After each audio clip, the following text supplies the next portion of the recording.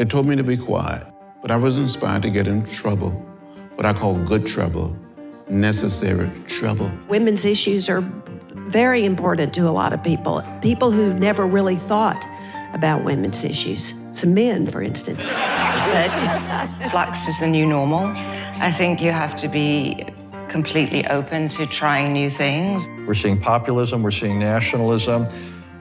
Election outcomes are now far more uncertain, and the range of potential winners is far broader. I literally just reassessed my technique and kind of started from scratch and had to learn a new way of approaching what I'd been doing almost my whole life. The church is big time how to communicate better. In this day and age, that means technology. So Grace book. Not bad, I like that. He looked at me and he said, how long you been in the Army, soldier? I said, I'm not in the Army, I'm 13. Failure is part of everyday business, and I think that it's sort of, yes, you need to understand it, get into it, but then you really need to move on. I'm an inventor, right?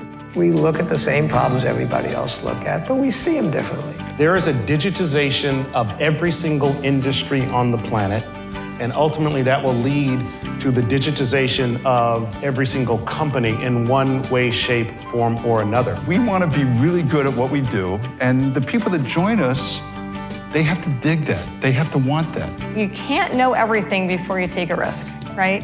But you've got to be willing to trust your judgment and say, look, I will learn what I need to learn when I get to the job. If they're willing to give it to me, I'm ready to take it. The most important of all is your eye. Because if you don't have an eye to be a fashion designer, then don't be.